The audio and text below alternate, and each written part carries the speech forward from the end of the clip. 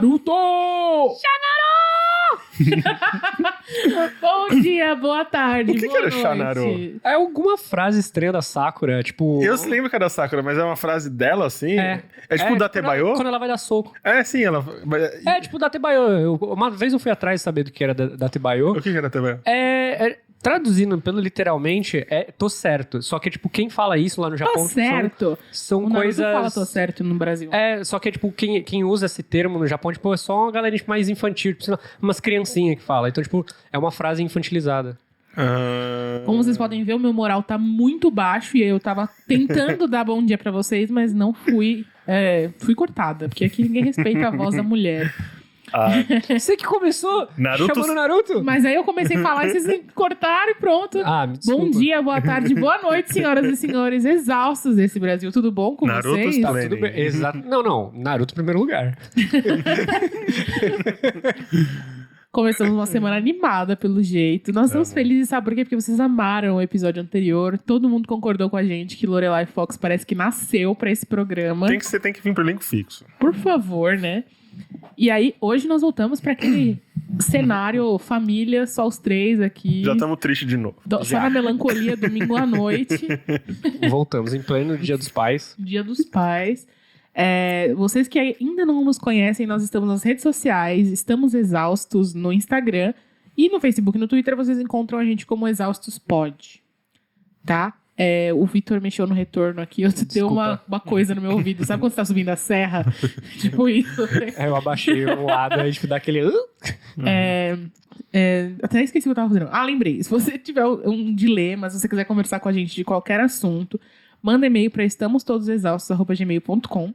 E nós também temos agora uma newsletter que chega toda sexta-feira. Quer dizer, eu adoraria que fosse toda sexta-feira, mas infelizmente nossas agendas estão fazendo com que se atrase às vezes. Mas enfim, ela chega toda semana no seu e-mail. Em algum dia. Essa é uma excelente saída. Em algum momento ela vai chegar no seu e-mail. Antes de domingo ela vai chegar. Não posso prometer. Antes de segunda-feira ela vai chegar. Ela chega sempre no seu e-mail com os links que a gente indica aqui, o link do que a gente indica aqui no final. E mais um conteúdinho extra que a gente faz. Por enquanto a gente tá falando sobre coisas da nossa vida, do nosso dia a dia. Mas é possível que cheguem novas surpresas, por que não? E aí, se você quiser saber quais são essas surpresas, se inscreve lá na nossa newsletter. Tem o link na nossa bio do Instagram. Ou se vocês entrarem em exaustos.com, lá tem todas as nossas redes, os nossos posts e tem link pra newsletter também. Será que vai rolar nude do Vitor? Quê? Você que já se inscreveu na newsletter e não tá recebendo os e-mails, checa na sua pasta de spam, porque muita gente tá recebendo direto na pasta de spam. Quem usa Gmail, às vezes ele separa naquela pasta de... Social, que chama. Social.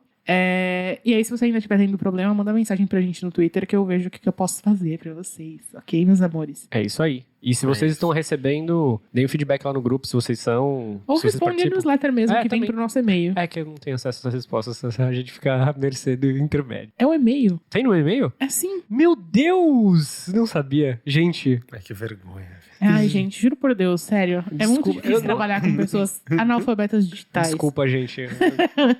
Eu não vim ao mundo por querer. E hoje a gente voltou pra aquela vibe que vocês já conhecem, que é a vibe de chorar no banho. Mentira. O Francisco já soltou uma risada que é tipo assim, tô rindo, mas é verdade, sabe? Ai, a gente não dá, né? A gente fala bastante sobre resiliência aqui. Todo episódio essa palavra surge em algum momento. E aí eu falei com eles assim, vamos falar sobre resiliência finalmente? Porque a gente só joga ela no meio das outras pautas. E ela merece um programa especialmente Não é um assunto dedicado fácil, né? Sim. a ela. Vamos falar sobre resiliência. E aí, bom, né? Aqui estamos nós. Resiliência é uma coisa complexa de falar. Primeiro porque as pessoas elas confundem com resistência. Como a resiliência, eu acho que ela orbita a questão de adaptação, né? De você se adaptar, de você saber de você, sei lá, compreender uma situação, de você conseguir levantar mesmo assim numa situação adversa, uma situação que não estava planejada. Até onde o que é ser resiliente, o que é ser, sei lá, submisso, é difícil, né? É que a gente tem que partir do início, né? Vamos para a definição? Eu fui atrás, pelo menos que eu tinha pesquisado, a resiliência é um termo físico. A resiliência, inicialmente, ela é uma definição de que da matéria, de uma qualidade da matéria que ela tem de retornar ao estado natural dela depois de sofrer uma deformação. Mas ela tem Sim, ela tem uma E daí ela aplicação... tem uma aplicação na psicologia. Sim. E aí, o que é essa aplicação na psicologia? A resiliência é a nossa capacidade de lidar com problemas, se adaptar a mudanças, superar obstáculos, resistindo à pressão de situações adversas. Então, quando é resiliência? Quando a gente se adapta, quando a gente passa pelas situações sem submeter a pressão delas, né? Resistência é quando a gente está lá sentindo a pressão diretamente sobre nós. Uhum. E a resiliência é quando a gente se adapta para passar por isso e continuar. A resistência faz parte da resiliência. A gente resiste, em algum grau, a gente resiste ao que está acontecendo para poder seguir em frente. Mas existem muitos outros fatores na resiliência que... Na resistência não. E a resiliência faz com que a gente passe por isso, que a gente supere isso. A resistência, em algum momento, a gente vai explodir. Né? Sim, ela vai desgastar, né? Eu tenho uma... Lembra quando no WoW, que eles começaram a lançar aqueles videozinhos com as histórias do Shao Hao, do Imperador do Panda? Sei. Tinha uma que ele tava falando sobre... 12 fardos de Shao Hao. Isso, que como lidar com a... Acho que era a raiva, que era o sentimento negativo. Cada vídeo é um sentimento negativo que ele é obrigado a enfrentar. E na questão da raiva, ou era insegurança, eu não lembro. É raiva, não tem chá da insegurança. Tem, então, tem o da dúvida. Tem. E aí ele tava falando que quanto mais ele enfrentava, mais ele ficava imerso no problema. E que ele só deixou de ser o problema na hora que ele deu as costas. Ele usa como exemplo uma plantinha, que acho que é um brotinho de bambu, não sei, que ela enverga. Porque se ela enfrenta o vento, ela quebra. Mas então, como o vento vem forte, ela só enverga até o vento passar e ela volta ao normal. Qual que é a ideia? Que se ela continuasse ali, se ela continuasse resistindo, provavelmente ela quebraria. Então, eu não sei se acho que esse é o pulo do gato, né? Pra não ser uma submissão, entendeu? É você entender que aquilo vai passar, que é uma tempestade, entendeu? E você passar por aquilo. E é por isso que o otimismo é uma característica da resiliência, né? Embora você não precisa ser 100% otimista, mas você ter a visão de que aquilo é temporário, de que vai passar, de que existem outras possibilidades. Eu adoro quando a gente fala essas coisas, porque eu vou falando e pensando ao mesmo tempo. Mas é isso. É saber olhar que aquilo é temporário, que vai passar e que a nossa missão é sobreviver enquanto está acontecendo para poder voltar ao nosso estado natural depois. Uhum. Em que situações vocês acham que a resiliência se aplica mais na vida de vocês hoje? Quando a gente estava falando sobre isso, eu fui atrás de ver, e muitas das situações, principalmente que eu enxerguei, eu acho que grande parte das pessoas é na situação profissional. Que a resiliência, ela é uma condição chave para quando você está mudando de ambiente de trabalho. Você saiu de emprego, está indo para um novo, você foi mudar de setor, você trocou de chefe, você foi trocado de função. Eu acho que se você não tem resiliência, você não consegue sobreviver a essas condições básicas da vida, a esses tipos de desafios que são impostos. Não digo que são desafios, né? Se bem que alguns são, alguns não são. Depende de como você lida com a sua resiliência. De como ela trabalha em você. Eu acho que dá pra gente celebrar um pouco a nossa própria trajetória, né? Em relação a quando a gente começou com o podcast, na situação que as nossas vidas estavam, né? De tudo que passou, a gente... Parece que foi ontem, né? E foi coisa pra caralho, a gente sabe como... Vai fazer um ano já. Faz um ano que a gente começou a gravar, a gente começou no mês de agosto. E foi um ano torrencial, no final de agosto, né? Vai fazer um ano, olha lá, hein? E daquele começo, daquele nosso começo até agora, foi torrencial as coisas que a gente teve que passar. E estamos aqui, né? Afinal de contas, né? Bem melhor do que estávamos. Sim. Naquela ocasião. Até o podcast está melhor. Entendeu?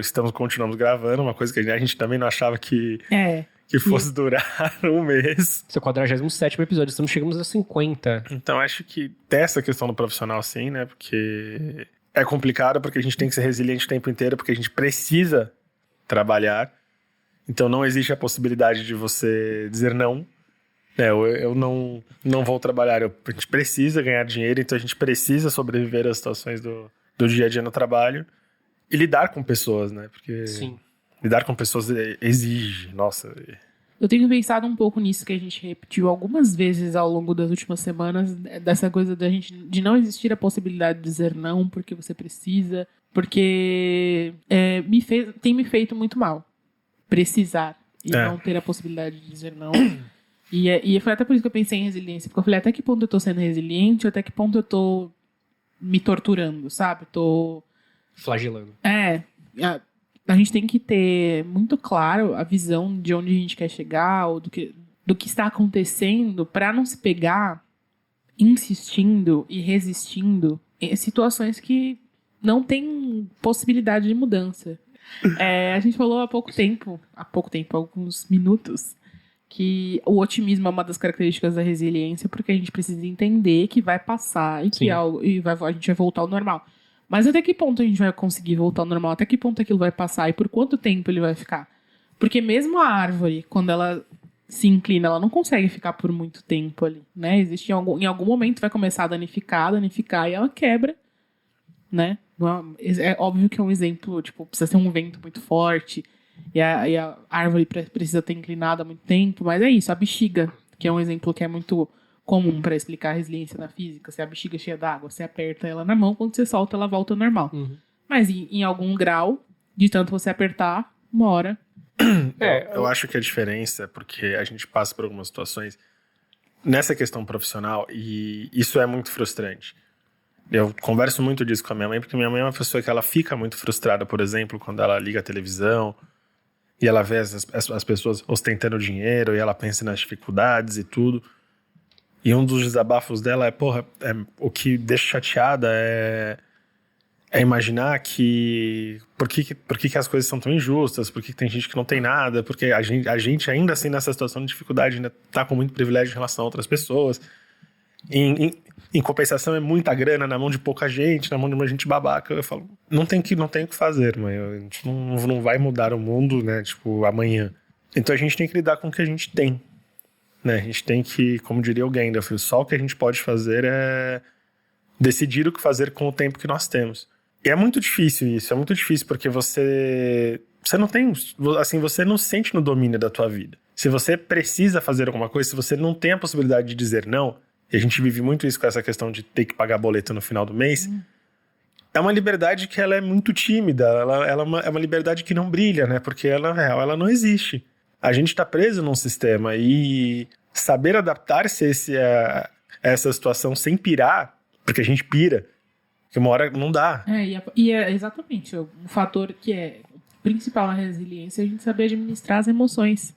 A pessoa é resiliente quando ela consegue passar pelas coisas sem pirar, basicamente. Ou saber quando pirar e como pirar também, porque às vezes a gente tem que jogar isso pra fora de algum jeito, porque é muito foda. Eu imagino que, tipo, a resiliência, ela dependa muito da questão do planejamento. Ela é uma coisa que circunda muito o planejamento. Por exemplo, imagino que você tá na sua casa, seu parceiro, sua parceira chegou estressada, você sabe que aquele não é o habitual daquela pessoa e já sabe qual que são os graus de surto dela. Então, tipo... Não, pra você ver que, tipo assim, a resiliência é uma coisa que ela é construída. E aí o que acontece? Você conhecendo a pessoa, você já tendo passado por esse tipo de coisa, você já sabe o quanto que essa pessoa está estressada, como ela está, e você sabe que, tipo, você não explodir de volta com ela não vai ser o resultado. Às vezes, você pode aturar um pouco daquele surto, porque sabe que daqui a pouco já vai passar. Então, isso é, tipo, o planejamento. É, tipo, eu sei até onde isso vai. É controle de impulso, na verdade, né? Você tem a emoção, você não se nega de sentir a emoção, mas você sabe até que ponto você tem que controlar aquela emoção para que a situação não fique ainda pior do que Exatamente. É aquela coisa de você recebe o golpe, né? Dói de qualquer jeito, como a Ari falou. Não é como se não tivesse acontecido. Mas você entende que aquilo diz mais respeito ao estado do outro do que o seu. Isso em relacionamento é essencial, esse diálogo, tudo, mas eu colocaria uma etapa antes até. Sobre você conseguir verbalizar, olha, hoje eu não estou bem, é possível que eu fale alguma besteira, é possível que eu seja um pouco mais atravessado. É hoje. Eu preciso de uma carga de paciência hoje. Sim. Tenham paciência comigo hoje, daqui a pouco passa. Eu acho que além disso, a gente tem que saber ler muito bem o ambiente e as pessoas. Porque às vezes eu não tô bem e eu preciso de espaço e a outra pessoa também não tá bem. Uhum. E ela também precisa de espaço ou ela precisa da nossa ajuda. E, não, mas você tem que pensar em você, autocuidado, piriri, pororó. O caralho, na prática a gente tem que saber conviver, entendeu? Porque saia consigo mesma, não. Teu cu, às vezes a gente precisa trabalhar, a gente precisa lidar, a gente precisa viver o dia ali e não tem esse tempo. O RH não quer saber se você tá mal pra caralho, se você demorou 1 hora pra conseguir levantar.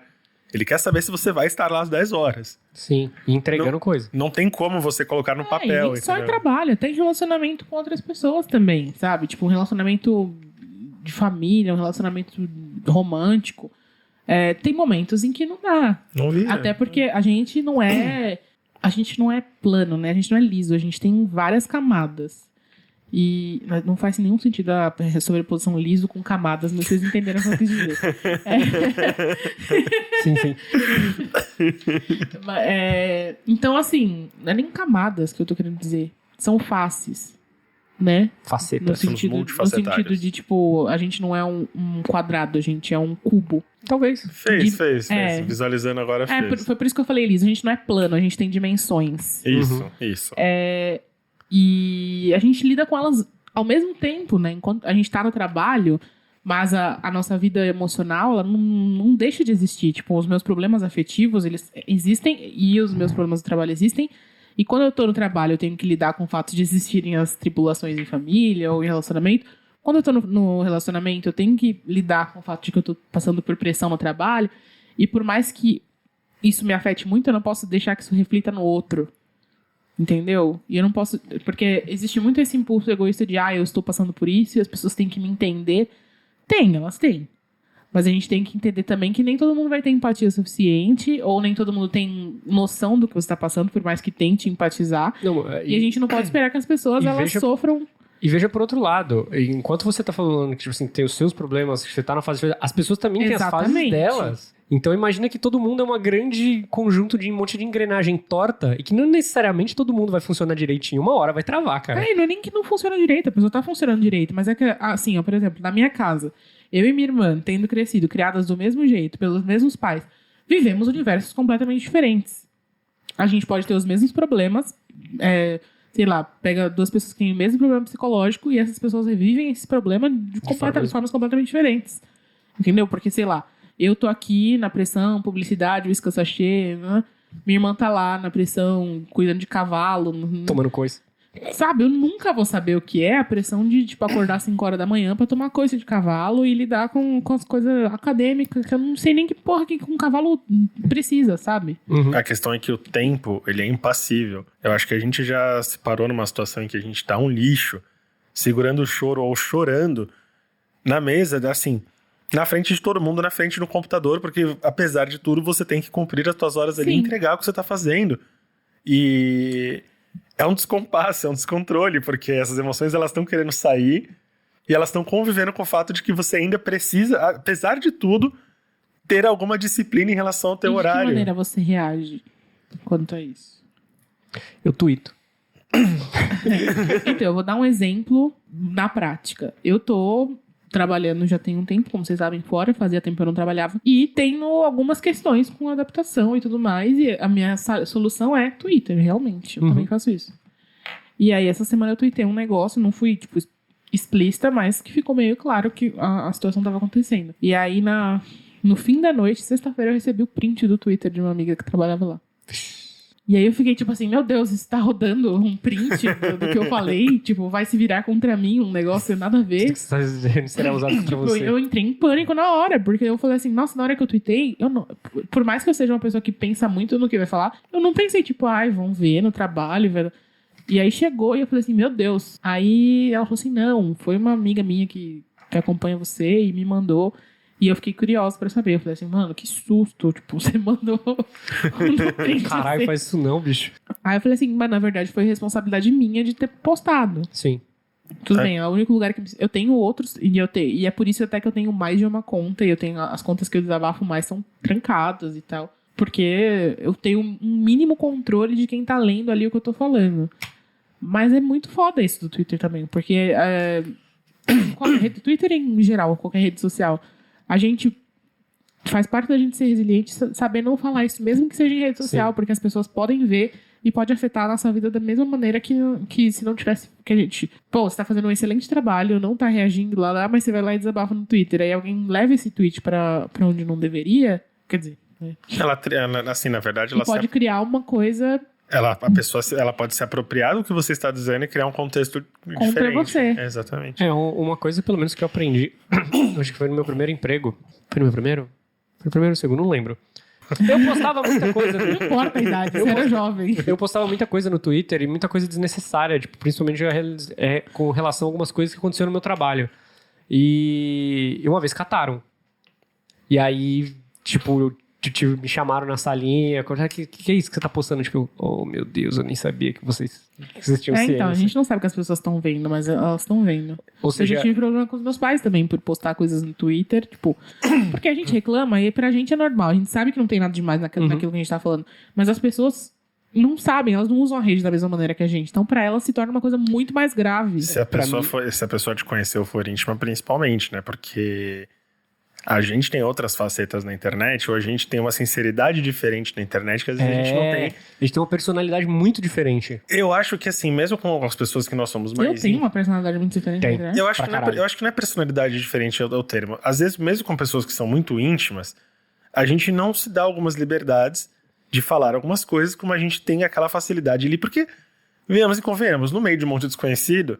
Porque, convenhamos, o Twitter é um monte de doido falando sozinho. Sim. Eventualmente outras pessoas leem. Interagem. E entre aquele monte de gente que você não tem intimidade, é um pouco mais... Você fica um pouco mais solto de dizer algumas coisas, porque você perde um pouco do inibidor social e você perde um pouco da preocupação do impacto do que você vai dizer. Mas esse acontecimento comigo me criou uma resiliência sobre dizer certas coisas. Sobre, tipo, de pensar, repensar, ou tipo... Tá, isso aqui não vale um tweet. Então, mas eu tenho uma grande questão com isso também. Porque, assim, eu não falo no Twitter de pessoas que me seguem, ou que eu sigo. Não, às vezes eu sigo, mas as pessoas não me seguem, ou não são minhas amigas. Tipo, obviamente, eu nunca vou colocar o nome de ninguém, porque eu já falei, você é muito desocupado pra você ficar mandando crítica pra uma pessoa, tipo assim... A pessoa vive a vida dela da maneira que bem entender. Aí, tipo assim, a gente é rabugento, a gente reclama das coisas, mas de forma genérica, não, tipo, falando, oi, fulano de tal, você é um cuzão, oi, não gostei do que você fez. Putz, eu xingo o presidente o dia inteiro. Tá, mas aí é outra questão. Mas ele é uma figura pública. Tô falando de pessoas aleatórias. Hoje, o presidente postou uma foto dele com uma foto dele criança. Aí eu olhei. Falei, vou comentar, não tô aguentando. Eu nunca vi uma criança tão feia. Mas até isso eu acho desnecessário. Eu sei que é ele. Eu sei que é ele, eu sei que é toda merda, mas isso tipo, acaba justificando esse comportamento com outras pessoas. E é uma coisa que eu acho extremamente assim. Se você não tem nada pra falar, se não tem como ajudar, fica quieto. Essa coisa das pessoas... Eu entendo o seu lado, mas advogando pelo Francisco a questão do presidente, eu acho que você ir xingar o presidente no Twitter é uma função social. Tem função, porque se ele não consegue... Eu acho que a gente tá dando palco pra essa galera louca. Deixa eu terminar meu raciocínio. Vocês podem falar o que vocês quiserem. Se ele é um presidente, ele tem que ser resiliente pra segurar ele não tá nem vendo essas merdas. Uma ofensinha de um civil normal. Eu entendo. Porque senão, como é que ele vai aguentar a pressão internacional? Vocês estão dando ainda, tipo, fazendo aumentar o algoritmo dele. Mas assim, eu entendo isso, só que eu acho importante na questão da política, já que a gente vai falar. É um exercício social. Isso não é política, isso é você falar que ele é feio quando ele era criança. Não, mas isso foi uma exceção. Tipo assim, eu fico o dia inteiro criticando as coisas que ele posta a respeito do que ele está fazendo, porque ele fala cada asneira que, não tem como ter paz. As pessoas falam, você tem que relaxar um pouco.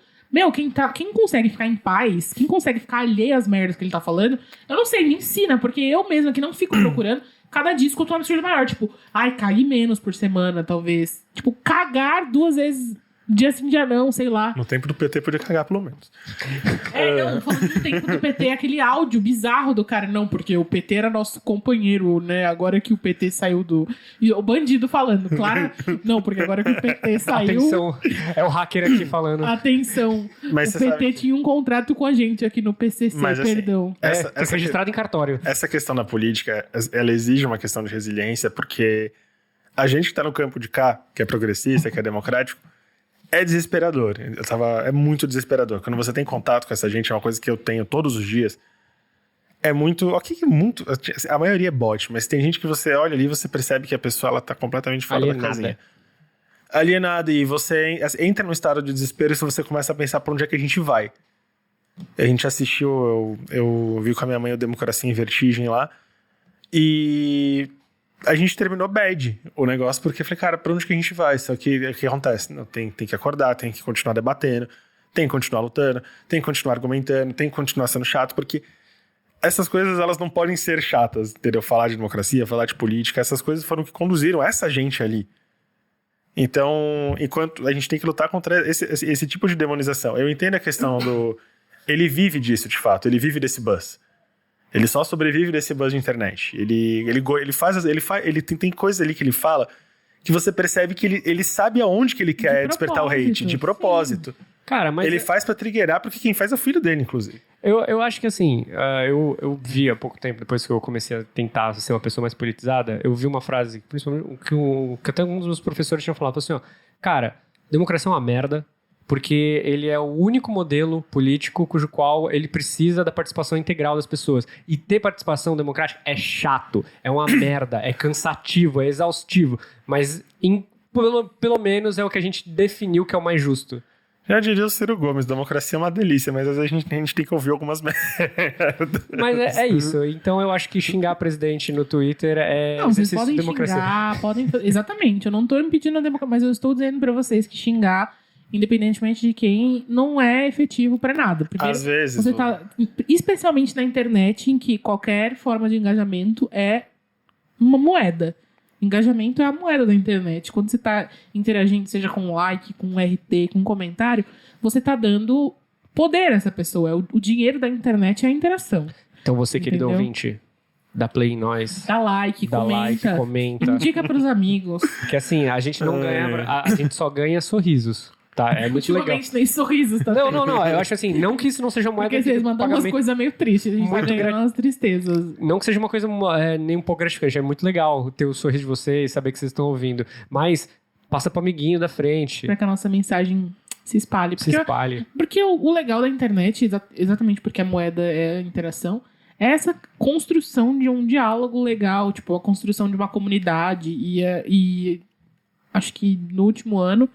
Com o podcast, me surpreendi bastante, porque, enfim, trabalho com internet tem mais de 10 anos, mas e tinha uma comunidade muito grande já em diretas, de tipo, milhões de pessoas, mas o contato próximo, assim, é muito maior agora, com vocês ouvindo e conversando, sentindo parte da nossa vida, entendendo um pouco da nossa experiência. E é uma frechinha de esperança também, porque a gente fica em contato com as coisas ruins que tem na internet, porque do mesmo jeito que vem muita coisa boa, vem muita coisa ruim, às vezes a gente esquece que tem muita gente legal, tem muita gente bacana, tem muita gente engajada. E tem muita coisa incrível sendo produzida. Tem muita coisa foda. E sabe por que a gente produzida. não vê? Porque a gente tá lá, porque as pessoas interagem com as bostas que os outros falam e essas coisas ficam na frente. Você sabe que eu nunca entendi quem, por exemplo, tem lá a pessoa faz alguma coisa pra chamar a atenção. Isso acontece direto no Facebook. E aí eu vejo os comentários de algumas pessoas incomodadas com o fato do outro que está querendo atenção.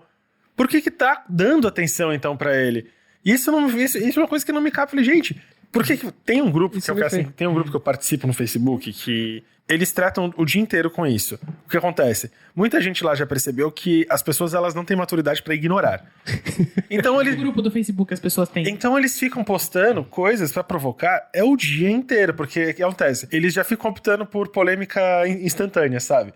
Então posta alguma coisa porque sabe que a galera não se liga no fato de que talvez ele nem pense aquilo ali. Sim. Ele só quer postar porque ele quer ver a galera hateando. Hoje eu acho que vi muitas isso.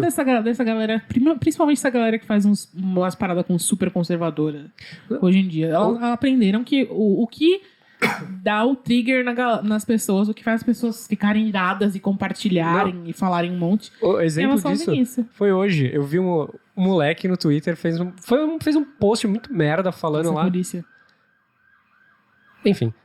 Ele fez um post muito merda falando que o aborto é antiético e blá, blá, blá. E aí todo mundo hateando pra caralho. Aí você entra no perfil do moleque, tá lá. Filósofo, cientista... 12 anos, filósofo, cientista político e economista austríaco. Aí eu falei, gente, vocês estão hateando um moleque de 12 anos. Ele entendeu o jogo da internet melhor que vocês. Duvido que um moleque de 12 anos é filósofo e cientista político. Eu duvido. E vocês estão bullshitando o moleque. Mas a gente então, ele entendeu o jogo muito melhor que vocês, cara. Mas as pessoas elas estão fazendo isso com coisas muito mais simples do que política. Nesse grupo, por exemplo, eles ficam o dia inteiro brigando, juro pra vocês. O cara vai lá e posta uma foto dele numa situação ridícula, sei lá, tipo... E escreve qualquer coisa e as pessoas... Uma garrafa pet na bunda. As pessoas não conseguem passar por aquilo e só ignorar. Aquela menina que falou que os brancos sofrem racismo, sabe? Completamente. As pessoas não têm a resiliência de... tá bom. Mas isso não é nem resiliência, isso é só, tipo, inteligência mesmo. Eu entendo a raiva das pessoas, eu entendo as pessoas quererem usar aquela ferramenta, porque querendo ou não, é tentador, você se vinga de alguma forma pelo que a pessoa tá dizendo, porque de fato tem o acesso. Mas, às vezes... Mas são pessoas... Vocês percebem que são pessoas que... Eu, por exemplo, nunca tinha ouvido falar e eu descobri porque as pessoas que sabem o que é certo estavam lá compartilhando, tipo, olha esse absurdo! E apontando, e eu, tipo, olha as pessoas pra quem a gente dá fama. E a gente sabe? dá, A né? gente cria essa fama. Pois é. Eu sempre falo isso, tipo, há muitos anos de internet, e especialmente quando eu comecei a trabalhar com diretas do bem, que a ideia era pra espalhar mensagens positivas e tal. E aí todo mundo perguntava, mas vocês recebem hate e tudo mais? Não. E aí eu falava assim, e eu acho que é uma coisa que as pessoas tinham que aprender mais. Essa coisa, que é o principal, assim, a moeda da internet, já falei isso aqui hoje em alguns minutos, é o engajamento, é o RT, é o like, é o comentário. Quando você vê uma coisa que você não gosta e você compartilha, mesmo que seja um compartilhamento falando, olha isso aqui, não sei o que lá, você tá espalhando isso para outras pessoas. E aí, por mais que você tenha o seu textão lá falando que você não concorda, você pode atingir alguém que concorda. Esse é o que vai esquema, espalhar pra outra pessoa e outra pessoa. Porque assim, não é porque você tá dizendo que tá errado que a pessoa vai ver como errado. As opiniões, elas divergem mesmo, sabe? E aí você tá espalhando um discurso de ódio, às vezes, crente que tá salvando, quando na verdade você tá apresentando esse discurso pra pessoas que talvez se identifiquem com ele e nem conheciam. E tá aumentando. E assim se formam pessoas famosas, assim se formam movimentos, ondas de coisas. Do mesmo jeito que a primeira pessoa lá começou, vamos fazer um skincare, e aí todo mundo agora, hoje em dia, só fala de skincare, porque, enfim, a publicidade também se apropria do que as pessoas estão conversando para lucrar, mas, enfim. Do mesmo jeito que isso acontece de uma forma, entre aspas, positiva, porque até então não faz mal a ninguém, existem coisas negativas que crescem também nessa proporção. Qualquer coisa pode crescer nesse famigerado grupo, que eu também não sei porque eu tô lá, porque eu só fico lendo e ignorando. Qual é o grupo, Francisco? Eu não vou falar o nome, vou falar entre nós aqui. Não, vamos lá, Pita. Chama... Tá. Nesse mesmo grupo, todos os dias, religiosamente, não pula um, juro pra você, não pula um, vem esse sujeito e posta foto do que ele está vestindo, e ele posta foto de tudo, porque aparentemente ele veste coisas caras. Então ele gosta de postar o nome da peça de roupa, a marca... O outfit dele. E o preço. As mesmas pessoas, juro, as mesmas pessoas xingam o cara, as mesmas. Todo dia, chega uma hora que eu fico comentando. Tá ban no cara do grupo? Não, porque o dono do grupo, ligeiro como já percebeu que é isso que vai movimentar o grupo dele, querendo não movimenta. Criando um retardado. Aí chegou uma hora que eu fui lá comentar, gente... Que fazendinha de maluco, hein? Nossa, completamente a fazenda de maluco esse grupo. Adorei o termo. Só sai louco, não. Cara, eu chego uma hora que eu fui lá e comentei, falei, gente, começou segunda-feira, é quinta... são as mesmas. Vocês são as mesmas pessoas comentando em toda a foto desse cara. Se tá incomodando o fato desse cara querer chamar a atenção, porque vocês são os primeiros a dar atenção, mas que inferno! Tem vontade de sair correndo com o extintor na mão. Muito frequente em qualquer grupo. Porque eu tava pensando aqui. Eu ia dar um exemplo, mas eu não vou dar outro grupo, porque esse daí é meio polêmico. Mas tem um grupo da Fresno. O pessoal da Fresno criou um grupo que chamava F8, né? Um pouquinho antes deles lançarem um álbum novo pra divulgar o álbum e tal. E começou super legal, a movimentação. Galera, um monte de fã de Fresno, né? De repente, né? O que as pessoas, quando começa a aumentar o volume de pessoas ao redor e elas sabem que tem alguém que elas gostam, que elas admiram ali, elas querem chamar a atenção, fazem. Elas descobrem que vai criar mais impacto. Então, todos os posts, tipo, vamos falar das músicas legais, né? Foram substituídos por gente, que saudade do Tavares, saudades de quando o Tavares estava aqui. Tipo, aí tem o tema da semana, que é o tema do chatão da semana, né? Aí é sempre um fake, nunca é uma pessoa de verdade. Sempre uma foto de anime. Não, o cara tem uma foto, eu não lembro agora do que era, mas é tipo uma coisa claramente fake, e as pessoas ficam discutindo com fucking fake, que só entra lá pra falar, nossa, que saudade do Tavares. Aí você entra no post, tipo, 500 gente se batendo lá, porque não, era melhor quando o Tavares estava na banda, não, era pior, não. Não, porque o Tavares fez mal, não. E enquanto isso, as outras pessoas estão lá fazendo uma conversa legal, tipo, ai, que música, qual música... E aí o pessoal fica assim...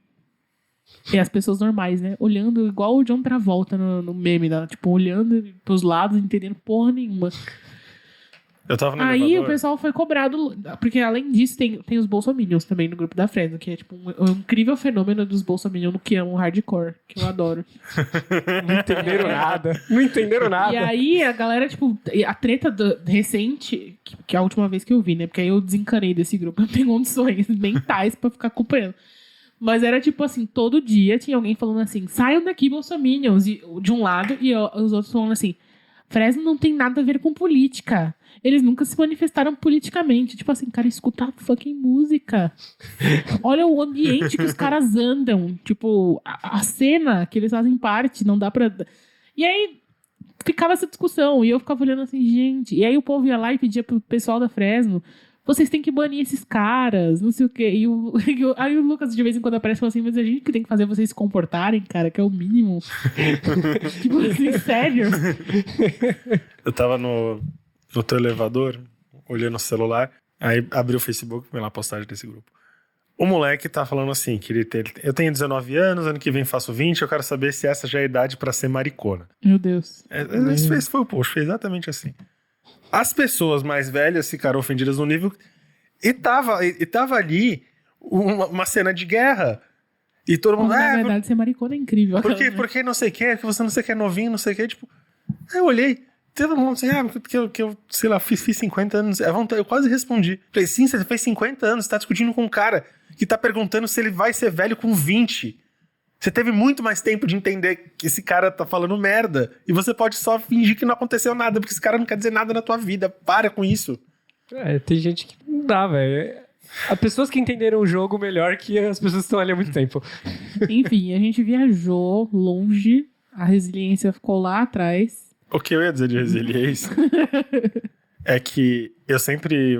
Agora a gente vai ser que nem uns doidos, que a gente vai sair desse papo de grupo de Facebook e voltar para o assunto sério como se nada tivesse acontecido. Como se nada tivesse acontecido. Eu sempre retomo muito o que eu estava falando com o Borbs, de sentir-se humano. Se eu tô sentindo que eu tô surtando no trabalho, por exemplo, por causa de alguma coisa pessoal, eu tô lá na minha mesa, eu tô sentindo aquilo surtar, tô sentindo aquilo vazar, sabe? Quando o olho enche de lágrima que você não vai conseguir mais lidar. E fica uma situação tensa, porque se alguém perguntar se você tá bem, ou pior, se alguém vai te abraçar, porque as pessoas sentem afeto por você, elas têm esse ímpeto, você vai desabar. E desabar no trabalho não é uma coisa que é bacana. Não é elegante. Eu pego e saio andando. Eu saio, sei lá, eu vou andando até a Faria Lima. E se tiver calor, eu tento, sei lá, ficar no sol. Se tiver frio, eu tento sentir o vento frio, que são coisas que trazem o meu corpo de volta pra tentar trazer a minha mente de volta, sabe? Sentir coisas, ser muito sensorial mesmo. Porque a cabeça fica maluca, você não percebe, entendeu? Mas aí que tá, eu acho que a resiliência é exatamente não ficar maluco. Tá faltando resiliência em você, meu padawan. Quem vê pensa que eu sou a mais resiliente. Né? Eu propus isso aqui porque eu tô completamente à flor da pele. Não, às vezes eu me pergunto... principalmente lá no... Eu não vou dizer no meu trabalho, mas em muitos outros lugares, até mesmo dentro do meu âmbito da minha família, porque, veja bem, eu na minha condição de trindade, resiliência é um exercício diário pra mim. Viver na minha família e ter que ouvir os absurdos que eu ouço. Até bom senso na tua família é ser um sobrevivente, né? E aí, eu fico perguntando, tipo, se aquele gesto de quando você tá ouvindo uma merda, assim, tipo, você não pode se manifestar falando, verdade, né? Isso não seria resiliência? É o tipo de pode crer. Acho que isso é mais uma sabedoria, na verdade, né? Que, sei lá, uma coisa que você mesmo fala bastante é escolher quais lutas a gente quer lutar e pra quê, né? Não fui eu. Quem me disse isso foi a Davine, que é ouvinte. Ela falou, Vitor, você tem que parar com essa mania e de escolher as guerras que você quer enfrentar.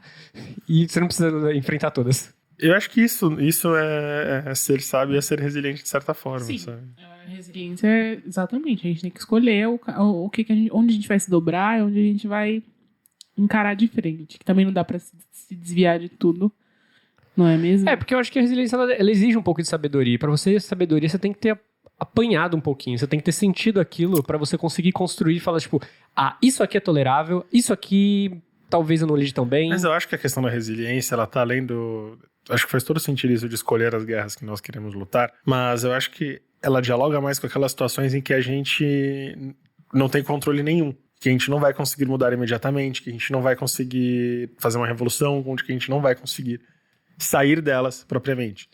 Então, assim, elas são problemas já pré-estabelecidos. Eles vão estar lá de qualquer jeito, então você tem que escolher como lidar, porque lidar com eles assim, vai ser eventualmente, ou eles vão lidar com você. Agora vamos para uma situação hipotética. Vamos lá. Eu não sei, né? Às vezes eu posso estar levantando. Imagina que você mudou de serviço agora, é um ritmo de pessoas diferente, são pessoas que têm ritmos de vida diferentes da sua, e você está sendo resiliente em conseguir permanecer naquele lugar.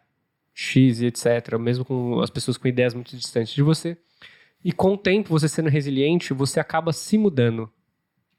Como assim? Você acaba trocando um pouco, você acaba construindo um novo perfil da sua personalidade pra conseguir se adaptar ou resistir àquele... Isso é a resiliência. Isso é positivo, é. Você não mudou, sua essência não mudou. Você aprendeu a se adaptar ali, porque resiliência é isso, essa adaptação. Quando você aperta a bexiga, ela fica no formato da sua mão. Certo, mas o seu estado natural mudou, porque você não mudou, porque quando você soltar a bexiga, ela vai voltar. Será? Sim, porque você não tem a possibilidade de, sei lá, você tá nesse emprego. Entendeu?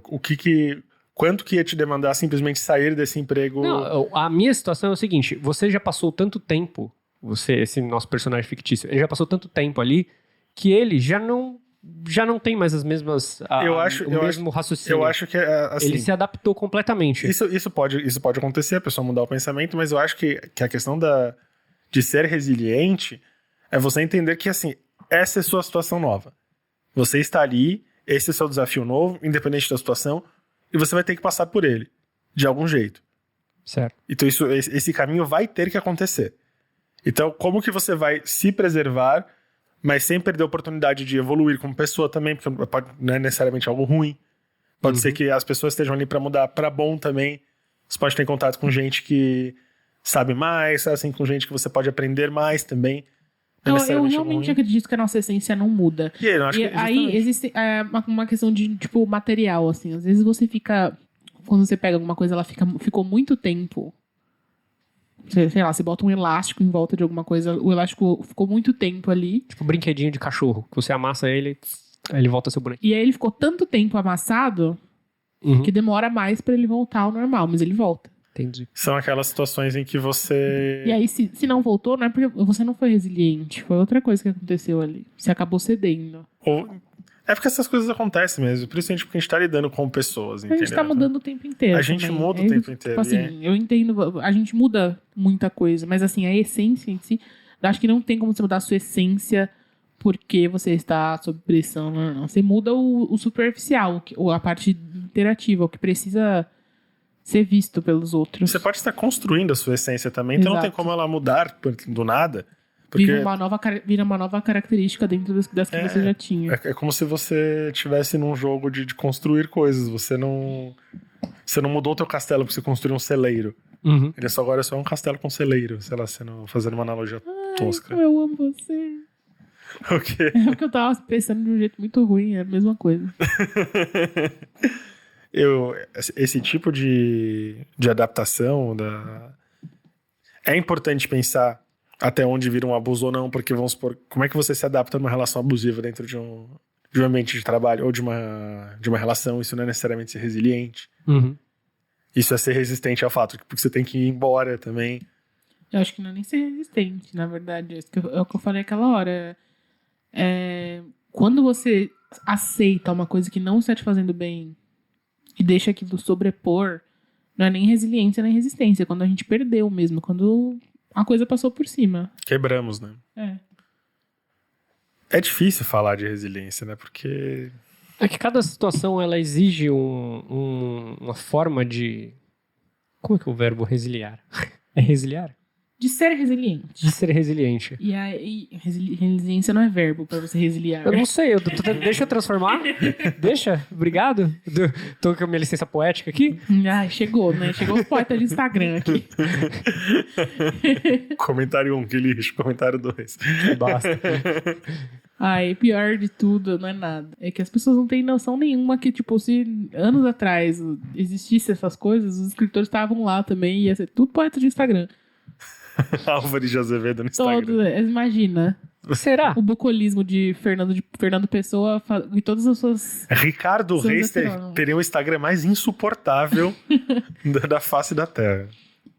Ô, gente, vamos fazer os Instagrams de Fernando Pessoa, por favor, alguém cria aí. Posso ser o Alberto Vai Caeiro? ser sucesso. Guimarães Sucesso, Rosa. cada um escreve. com um heterônimo. Eu quero fazer um Instagram. Acho que o que mais combina comigo. Eu esqueci o nome dele agora. Não é de Fernando Pessoa. O poeta que combina comigo. Nossa, imagina o Instagram de essa de Queiroz. Nossa, eu queria ter, não de poeta, eu queria ter Instagram de Caravaggio, só pra fazer um monte de foto no escuro com uma luzinha bem fraquinha assim e fazer uma história. Chegou a nerdice do Victor, né?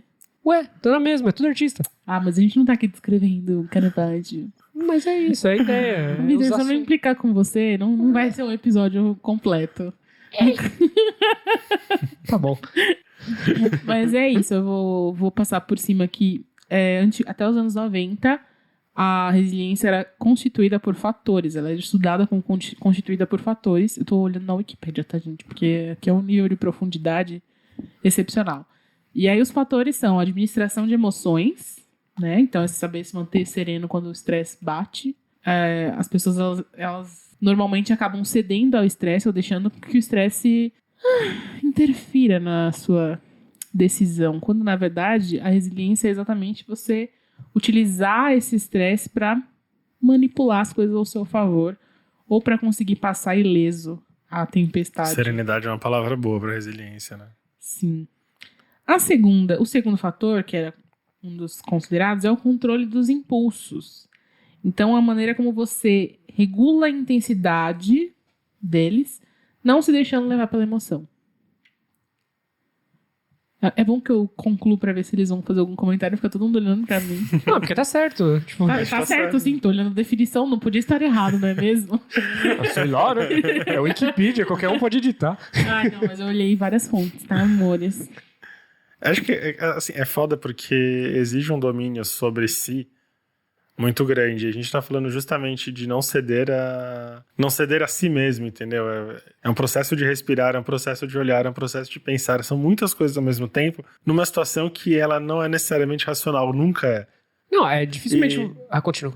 E como é que você doma uma situação que, assim, que só tá dialogando com o teu lado irracional? Uhum. É você trazer o seu lado racional para dialogar com o seu lado irracional, sendo que, assim, são linguagens totalmente diferentes e venhamos e convenhamos.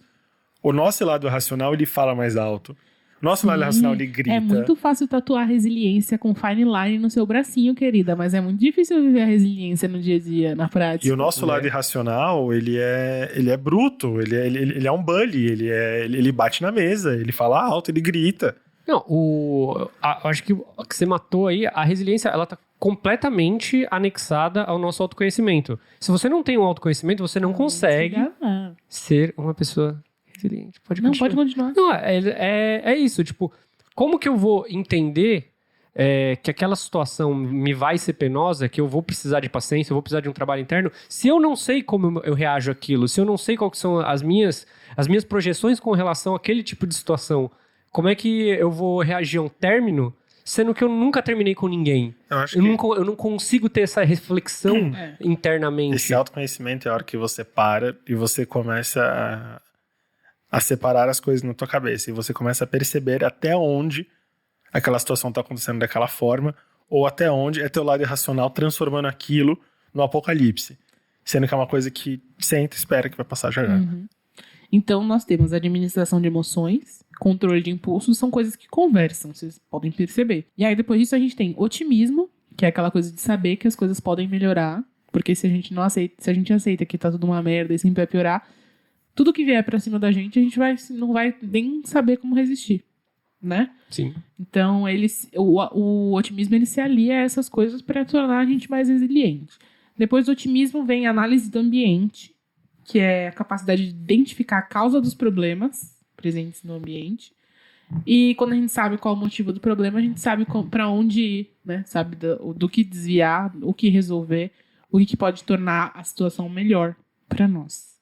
Empatia, que é uma coisa tão importante que nós dedicamos um episódio inteiro só pra falar dela. Inclusive, escutem, se vocês ainda não escutaram. Nossa, eu nem lembrava que a gente tinha um episódio sobre isso. A gente tem episódio sobre tudo, meu amor. Eu não lembro. Um ano falando aqui sobre esses sentimentos.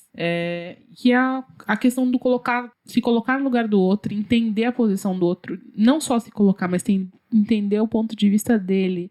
E aceitar que existem outras visões além da sua, né? Pra também tornar as ações mais efetivas. Porque, enfim, a gente, para ser resiliente, como a gente falou logo no começo, a gente precisa entender que putz, tá uma merda aqui, eu preciso que você me compreenda, mas lembrando que a pessoa ali também tá uma merda em outros aspectos e ela também precisa que a gente compreenda. E é tudo um grande equilíbrio, né? A gente não tá dizendo que não pode desabafar, não pode extravasar, a gente não quer que sua vida vire o filme do Will Smith, que tudo dá merda, mas ele tá com um sorriso na cara, não sei o quê. É difícil. A gente não pode... Eu falo direto isso, eu falo muito com a Ari isso.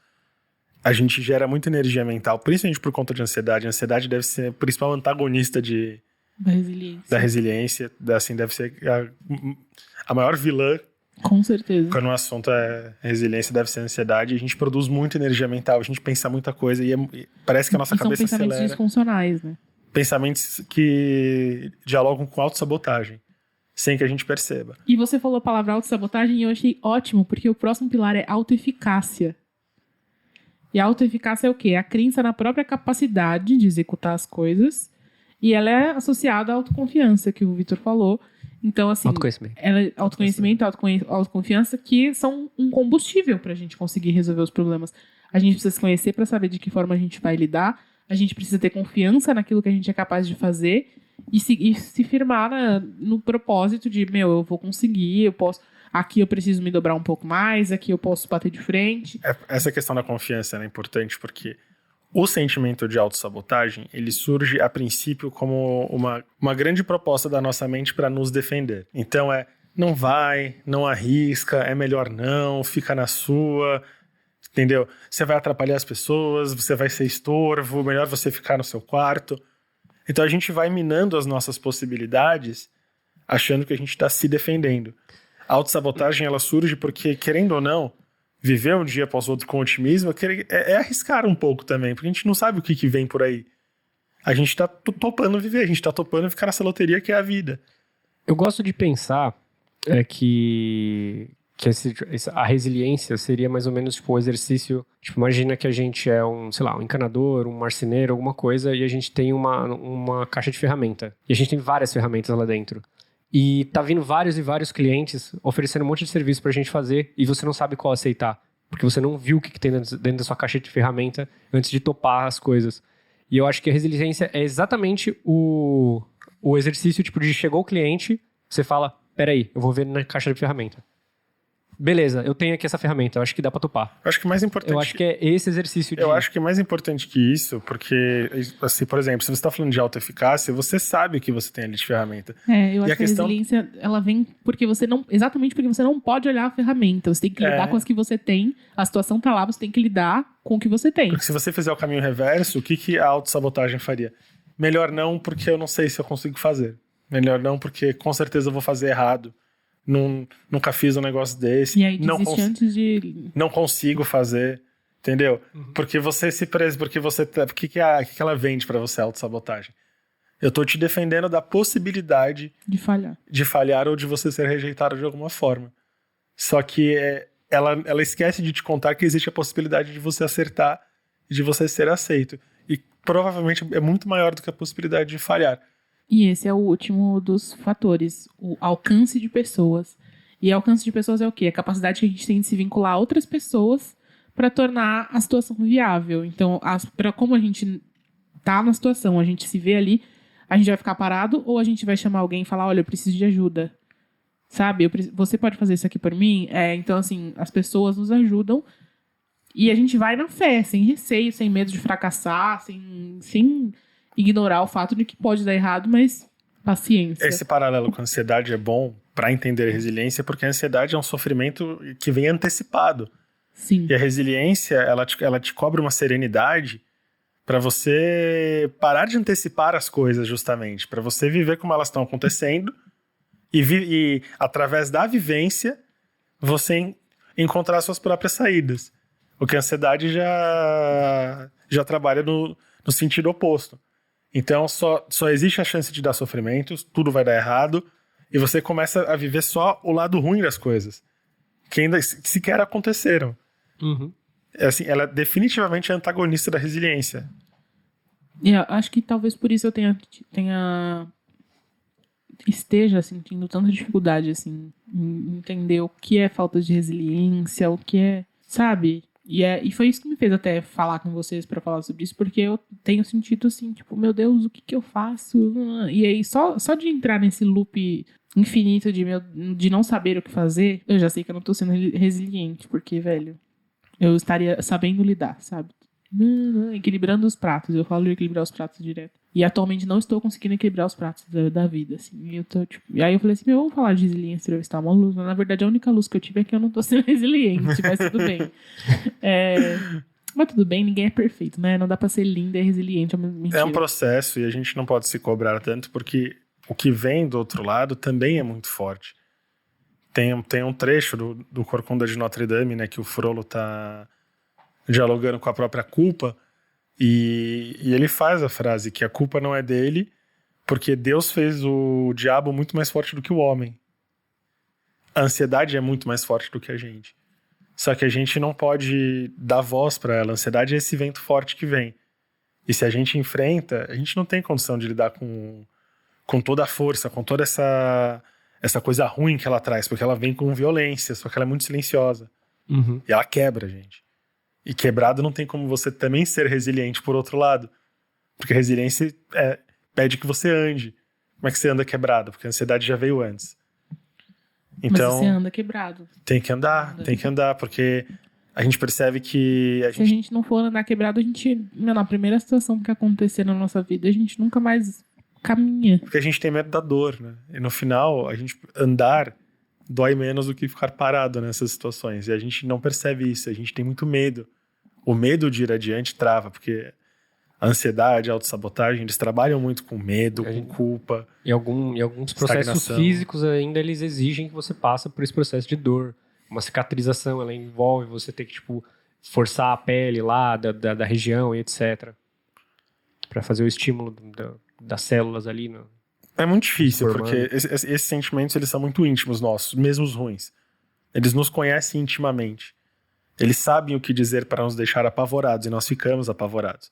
A gente fica sem saída, a gente fica desesperançoso, fica broxado, entendeu? É aquela situação que você chega e você fala, pô, foda-se, entendeu? Você tá broxado pra caralho, tá desanimado. E às vezes a gente começa super animado, super otimista, super ciente das nossas capacidades e do quão incrível as coisas podem ser. E no meio da caminhada a gente toma, né, vem as ventanias, a gente se dobra, e aí de repente vem alguma pancada inesperada, né? E a gente acaba cedendo a isso no meio do caminho, assim, alguém mostrando, dizendo que a gente não é capaz, ou alguma situação que faz a gente se enxergar de uma forma negativa, por exemplo, ansiedade, e a gente fica paralisado. Dá pra continuar sendo resiliente mesmo depois dessa paralisia? Vocês acham que dá pra retomar? Dá, sabe? Eu acho que dá, porque é tudo uma questão de vivência. É tudo uma questão de, tipo, você aprender que aquilo ali não é o fim. Aquilo ali não foi o que te deu, o que te aleijou. Dá pra você prosseguir, que apesar de tudo que você sofre, as pancadas que você toma, aquilo vem como uma lição de como você não tomar aquilo da próxima vez. De como você seguir em frente. Então, tipo, é completamente possível você continuar, porque da próxima vez ela não vai vir. Porque você já vai saber como ela vai vir. Mas aí, então, na verdade, ela pode vir, é só a gente vai saber lidar. E assim, então, só que aí, qual que é o ponto de ser resiliente aí? É você tomar cuidado pra você não virar uma pessoa extremamente defensiva ou desconfiada, em função das coisas, assim, das porradas que você toma. Porque tem gente que até levanta, a gente falou disso quando o Borbs veio aqui. São pessoas que levantam, são pessoas que vão, só que movidas por sentimentos. O Borbs é claramente a pessoa mais mencionada nesse podcast. Todo episódio a gente falou isso quando o Borbs veio aqui. Aquele episódio foi muito bom, foi muito bom mesmo. E são pessoas que se movem por sentimentos que não são necessariamente bons. Eu acho que a questão da porrada, ela vem, ela dói, é não parar de andar, entendeu? A gente anda com a dor, a gente convive com aquilo. Continue a nadar. Mas é assim, é você parar pra pensar também, você colocar os teus valores em pauta ali, E lembrar que você tem. Se uma pessoa foi desonesta contigo, você tem que se apegar no fato de que você é honesto. Uma coisa que eu falo muito assim pra você, inclusive. A gente não deve se sentir culpado se somos enganados por uma pessoa que é mentirosa ou desonesta. A habilidade dela é mentir, e a habilidade dela é, sei lá, não ter caráter. Essas são as perícias dela. Ela é boa em ser ruim. É evidentemente que a gente não tem como antecipar uma pessoa dessa, porque nós não somos. Porque ele tá estudando o fato da gente não estar resguardado pra esse tipo de Então, democratismo. eu acho que assim, se apegar nesse tipo de coisa, falar, porra, eu não sou assim. Essa situação diz mais respeito a quão ruim é essa pessoa do que quão ruim eu sou. Então, eu vou andando. E, gente, existe muita gente assim, não tem gente ruim, é até tenso. Eu tô aqui, quase que eu já ia começar. Não, mas porque eu penso assim. Aí eu percebi que eu estou gravando podcast, não na terapia. E a coisa que eu ia levantar aqui não faz nenhuma diferença para a nossa pauta de hoje. Então vamos seguir em frente. Eu acho que a gente deixou bem claro, então, que resiliência é uma coisa... tá na moda, falar, postar no Tumblr. É difícil, né? Mas não é tão simples assim. Quando as pessoas cobram resiliência ou quando elas dizem que são resilientes como se fosse uma coisa extremamente positiva... Porque também tem isso, né? Essa coisa de, sou resiliente, pipipopó. Cara, não, se você tá precisando usar da resiliência todo tempo, talvez você não esteja na situação certa. Talvez também. você esteja num processo de autoafirmação fudido que tá cegando você. Que tá travestindo uma situação que pode ser mais tensa do que você imagina. Tipo assim, porque até se você for pensar na definição de resiliência, que é se adaptar às situações e conseguir passar por elas, o ser humano depende de adaptação, entendeu? A gente fala isso o tempo inteiro, pra gente poder lidar com as situações, a gente tem que se adaptar ao ambiente que a gente tá o tempo inteiro. Então, assim, é o mínimo também. E a autoafirmação, ela é uma inimiga, ela tá te cegando. E ela anda de mãos dadas com a autonegação, elas são gêmeas. Eu acho que, sim, é muito importante ser resiliente, mas ficar batendo no peito e falando eu sou resiliente, eu sou resiliente, eu sou resiliente, às vezes é uma grande forma da gente se enganar e não lidar com a situação que tá ali na nossa frente, né? E eu falo muito o tempo inteiro aqui, eu me sinto até meio chata às vezes, eu falo assim, nossa, como que eu me aguento e como as pessoas me aguentam? Mas é um olhar que eu tenho sobre essa onda toda de amor próprio, autocuidado, que eu sinto que a gente tá entrando num movimento de ficar se batendo nas costas, dando tapinha nas próprias costas o tempo inteiro e escapando da realidade, dos problemas e das coisas, quando na verdade se cuidar é lidar com os problemas.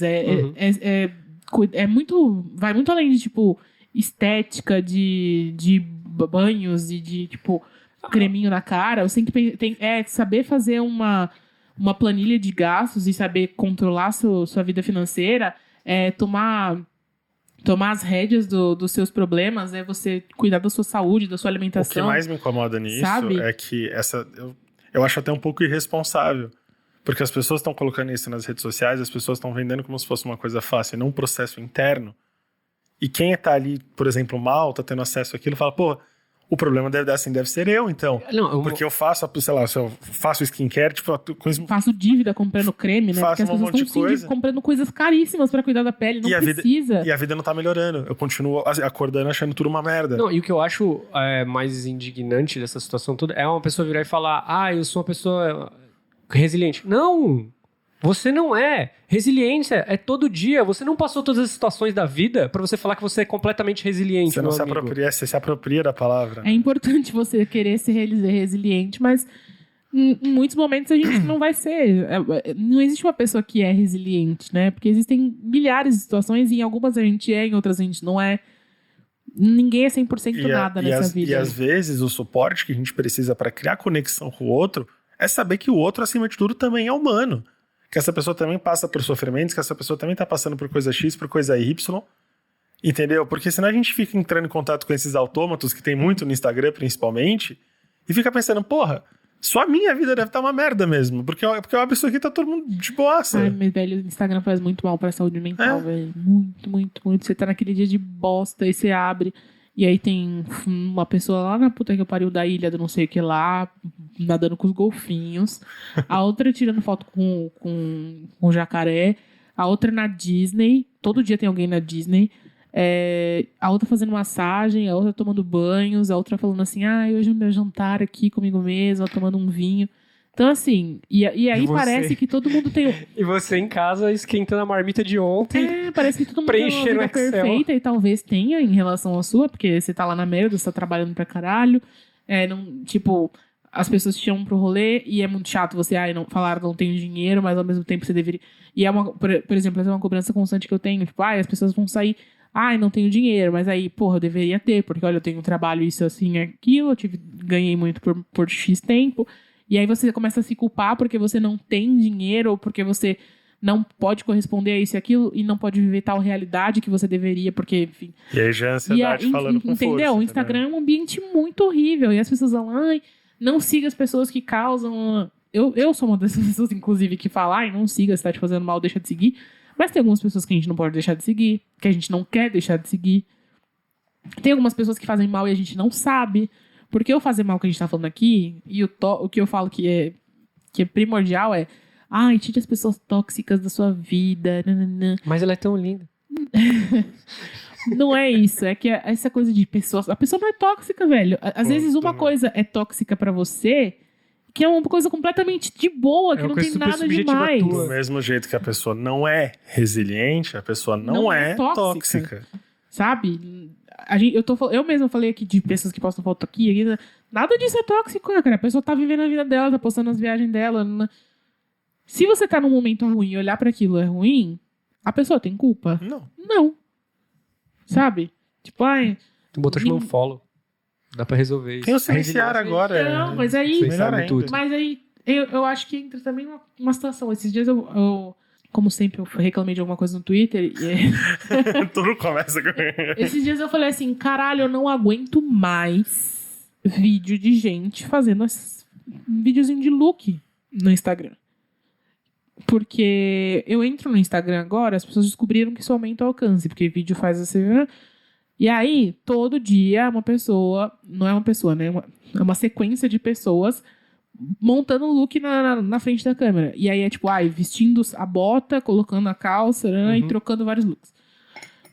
E eu odeio esse conteúdo. Pra mim não diz nada. A pessoa montando as coisas com a roupa que ela tem. Se eu quisesse referência de look, eu entrava no Pinterest. Esse é o meu conceito. E eu falei, eu odeio isso, é muito chato, porque você entra no Instagram pra ver as coisas acontecendo e só tem gente trocando de roupa. Parabéns, você sabe colocar o sapato, você sabe calçar a bota. Tu no perfil da Renner? E eu postei isso... Que é muito bobão mesmo. Mas não sei, as pessoas devem gostar, porque tá todo mundo fazendo. Mas aí eu postei isso e depois no dia seguinte eu vi alguém compartilhando muito magoado, assim, nos stories.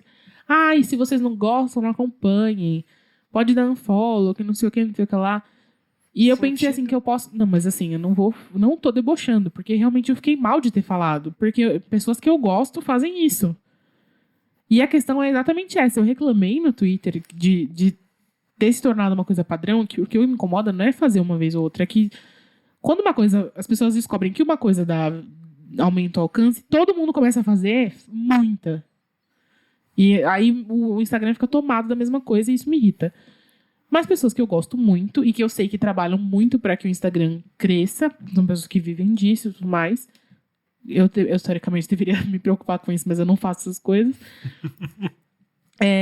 Ficam magoadas, porque dá um puta trabalho fazer um vídeo desses. Tem que, lidar com a luz, ficar montando, pensando em look e tudo mais. E as pessoas ficaram ofendidas. Mas dá unfollow. Eu não quero dar unfollow, é minha amiga. Todo o resto da vida dela eu gosto, eu só não quero acompanhar os 50 looks que ela vai fazer com roupas que não combinam comigo, que não tem o mesmo corpo que eu, que não tem o mesmo estilo que eu. Então, você entende? A gente tá chegando numa coisa também muito extremista. Não gosto, dá unfollow. Como não? Só porque eu não gosto de um ponto da sua caminhada, eu vou deletar tudo da minha vida? Vou deixar de ver? O Instagram devia trabalhar com aquele esquema de post de blog, lembra? Com tag? Esse post é sobre isso. Essa tag tá silenciada. E você só bloqueia a tag, né? Sim. E é bizarro, porque, velho, imagina dar um follow na pessoa que eu gosto por silenciar, porque a pessoa tá... E aí é injusto com a pessoa também, porque eu sei que ela trabalha duro. Tanto é que eu dou like, eu odeio, mas dou like lá, porque é minha amiga e sei que ela tá dando duro. Odiei 5 estrelas. Sabe? Mas é foda, é difícil. A gente faz muito isso, sério. Porque vai fazer o quê? Eu nem sei como a gente chegou nisso, agora já esqueci como chegou nessa. É que a gente tava falando de como o que é vendido no Instagram sim. faz mal, porque a gente parece que ninguém é gente. E como as ali. pessoas não são tóxicas, e às vezes uma coisa mínima é tóxica pra gente, não é pros outros. Isso não é tóxico pra mim, tá, gente? Só me irrita. Okay. Mas é que existem outras coisas que às vezes são tóxicas pra você, te fazem muito mal, são um gatilho pra alguma coisa na sua... A gente fica... Será que tem mais gente no mundo, né? Já diria o Fernando Pessoa, a gente tava falando dele, né? Voltou. Então a gente fica atrás de... Eu quero alguém sentindo alguma culpa, alguma coisa pra eu conseguir dialogar também, né? Você abre o Instagram e aí fica uma grande questão pra você que nos ouviu até aqui, que foi um grande guerreirinho, resiliente pra caralho. Conta pra gente o que é resiliência pra você, como você trabalha, como você já se percebeu resiliente. A gente acabou de falar que eu sou resiliente, você não sabe de porra nenhuma, mas enfim. Alguma situação em que você percebe que você foi resiliente, que fez diferença na sua vida, conta pra gente, manda um e-mail pra Estamos Todos Exaustos. Ou se você tá com dificuldade em encontrar a sua resiliência, desabafa com a gente. Se você tá numa situação que você fala, eu tô sendo resiliente ou tô sendo trouxa? Porque essa foi a questão que eu me fiz essa semana e foi assim que eu mandei pros meninos. Eu tô sendo resiliente ou eu tô sendo trouxa? Eu tô, passando por essa situação... E tô me sentindo enganada, mas eu tô resistindo porque eu preciso... Voltamos à situação 1, 0, né? Do negócio que é preciso ganhar dinheiro, preciso de trabalho pra isso. Mas até que ponto que eu tô aqui sendo resiliente ou que eu tô sendo trouxa? Uhum. E aí manda um e-mail pra gente, manda mensagem no nosso Instagram. Estamos de portas abertas e queremos conversar mais sobre isso. Eu acho que é importante falar sobre isso. Porque muitas vezes a gente se submete a coisas que a gente não precisa... achando que tá sendo super resiliente, na verdade a gente tá super fazendo mal a si mesmo. E nós esquecemos que a ansiedade, a autossabotagem, tem um papo manso, a voz é doce, vem de uma coisa como se estivesse te protegendo, mas elas não são as únicas vozes que existem. Então, verbaliza isso, traz pra gente, vamos desabafar juntos. Eu sempre penso, por exemplo, que quando eu tava na situação de abuso, eu achava que eu tava sendo super resiliente, de estar ali, de ajudar a pessoa, que a pessoa precisava de mim, que eu melhor... Enfim. Então, assim, é uma coisa a se pensar também, né? O quanto a gente se dobra pra caber nos pequenos espaços do coração das pessoas, né? É isso. Vamos pras indicações nesse clima maravilhoso. Vocês têm? Eu tenho a minha. Então eu vou começar com a minha indicação. Tem um pouco de resiliência nessa coisa que eu vou indicar pra vocês hoje, que é Sintonia, a série do Condzilla na Netflix. Saiu na última sexta-feira. No mesmo dia eu assisti inteira. E, sério, das produções nacionais de Netflix que eu já assisti, essa é a melhor. Eu gostei muito. É divertida, retrata a periferia de São Paulo, que é uma coisa que a gente não vê muito, né? Na verdade, eu nunca tinha visto nenhum. Mas também não consumo tanta coisa assim, nacional. Mas a gente vê as favelas do Rio de Janeiro serem retratadas. Toda vez que você fala em Brasil, é favela do Rio de Janeiro. E dessa vez é a periferia de São Paulo. Então, é uma favela fictícia, mas foi gravada ali no Jaguaré. E eu achei muito legal. Muito.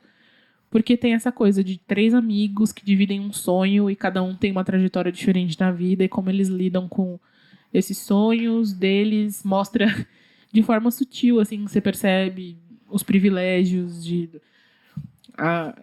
os tratamentos diferentes, enfim. Eu achei muito legal. Se vocês não gostarem, nem falem comigo, nem com meu anjo, porque vocês não merecem. Mas assistam. Eu quero que vocês deem stream, por favor. Eu acho que vale pra eles terem uma segunda temporada, porque eu acho que a gente precisa valorizar o que é nosso aqui.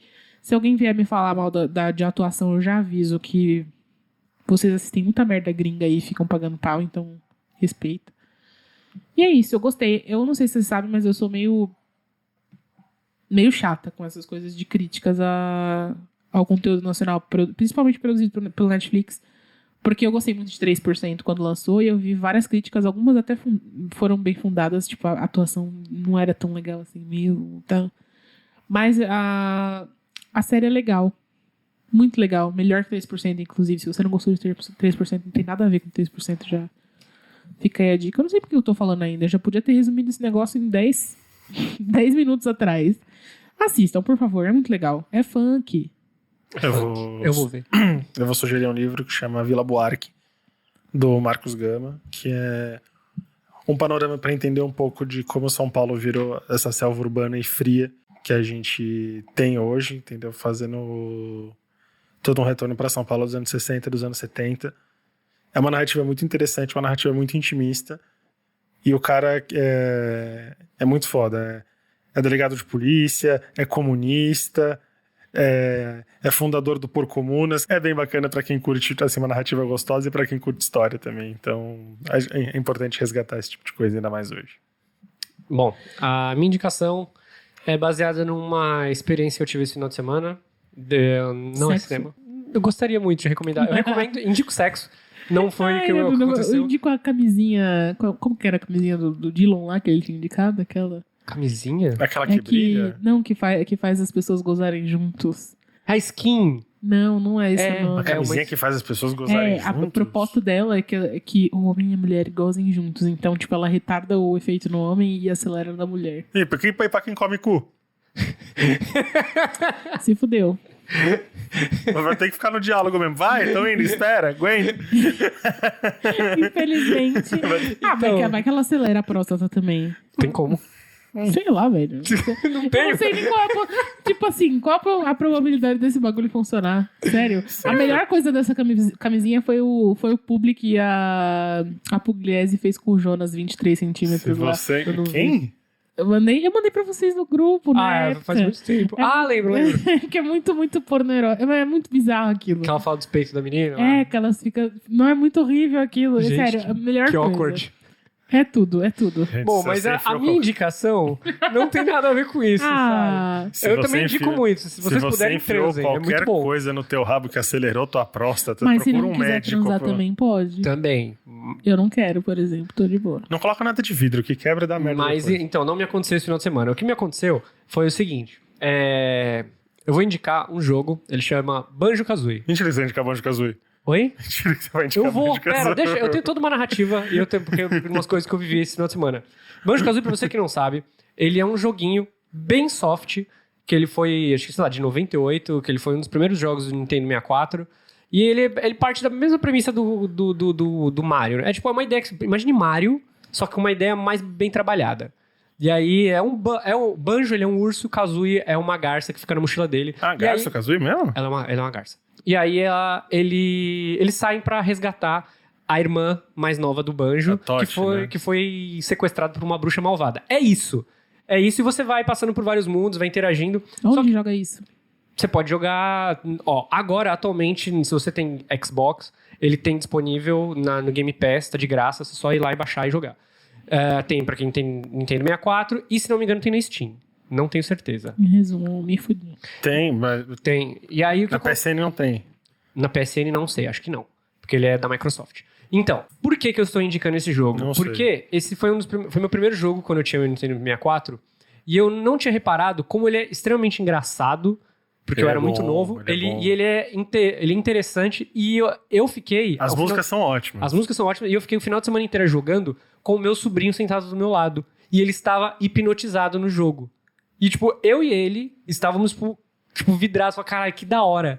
Eu falei, mano, é um jogo muito simples, muito bobinho. E eu adoro a Kazooie porque ela é hiper rabugenta. E é isso. Se puderem, joguem. Sabe que eu tenho uma história com o Banjo-Kazooie? Uma vez a gente tava no interior e... Era a época do 64. E o Banjo-Kazooie, ele tem 3 slots de save.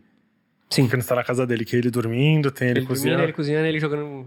Cada um é um slotzinho. E eu tava terminando de fechar a tela das estações, que é difícil pra cacete. Eu era pequeno ainda, então tava mais difícil do que o normal. E o filho de um ex-sócio do meu pai pegou meu save e deletou pra fazer o dele, porque ele não viu que tinha slot. Que mongol. Eu peguei o controle, éramos crianças, cara ouvinte, tá? Éramos crianças, então não agi como um adulto agiria. Mas eu comecei a virar o controle na cara do menino. Que precisou... Eu não sei se o Francisco adulto não faria isso. Que precisou meu pai me tirar de cima do moleque, porque ele tava quebrando o controle do 64 já. É isso aí, senhoras e senhores. Mas então, o jogo, ele não é violento, tá? Isso é uma característica da personalidade do Francisco. O jogo é hiper... o jogo não é violento, saudável. Francisco já não posso dizer o mesmo. E sério, se você tem filho pequeno, bote ele pra assistir esse jogo, porque pelo menos... Mas dá dó da Kazooie, né? Porque ele enfia os ovos no rabo dela pra ela cuspir. Pra cuspir, pra ela peidar o ovo. Gente, e hoje, quinta-feira, É o último episódio de Eisenbahn, Mestre Cervejeiro, no Multishow, às 11h15. Então é a última chance de vocês me verem na televisão, porque é a final. Gente. Mas eu já fui eliminado, então se não quiser ver, também não precisa. Ouve a gente bastante pra gente ficar bem rico e a gente poder um dia fazer um Exaustos descomprometido com tudo pra contar. Eu acho que vocês têm que ouvir bem a gente, que é pra gente ficar famoso e eu ir pra Fazenda. Meu Deus. Nossa, a Ariane na Fazenda. Imaginando É um sonho. a Ariane ordenando uma cabra. A Ariane construindo uma lareira lá, que teve essa treta lá na Fazenda. Meu Deus. Gente, eu não queria ir na Fazenda, eu queria ir no Big Brother. Meu sonho. É porque lá você não precisa necessariamente ficar trabalhando o dia inteiro. Né? Não, só não precisa fazer porra nenhuma o dia inteiro. O Big Brother é aquilo, É só não matar ninguém, né? No meu caso vai ser difícil. Mas pode cuspir. Não, na Fazenda pode cuspir. Ah, na Fazenda pode. Beleza. Na Fazenda, na É a verdade... diferença entre um e outro, né? Um você pode cuspir, outro você não pode. É porque a Fazenda é o ser humano como ele é. Aquilo ali é o ser humano. O Big Brother também, velho. A grande questão é confinamento deixa as pessoas malucas. Real. Confinamento com lhamas deixa as pessoas completamente malucas, porque se elas estão cuspindo umas nas outras... A influência tá forte. Bom, É porque a pessoa ela quer tanto agredir, só que o que ela percebeu? Ela se atentou a minúcias do regulamento. Eu não posso encostar em você. Porém, a minha saliva não caracteriza a parte do meu corpo, já que uma vez que ela saiu da minha boca, a culpa não é minha que você tá na frente dela. Infelizmente te acertou. Então eu vou ficar cuspindo em você. Perdigotos, guerra de perdigotos. Ai, que nojo. Fazenda. É isso, senhoras e senhores. Muito obrigado por você que ouviu até aqui. Esperamos ver você semana que vem. E não esqueçam de seguir nós nas redes sociais, que é no Twitter, ExaustosPod, no Instagram é @estamosexaustos. E qual que é o nosso e-mail, Ariane? Estamos todos exaustos@gmail.com. Exatamente. Se inscrevam na newsletter. É isso aí. Tchau. Tchau, tchau.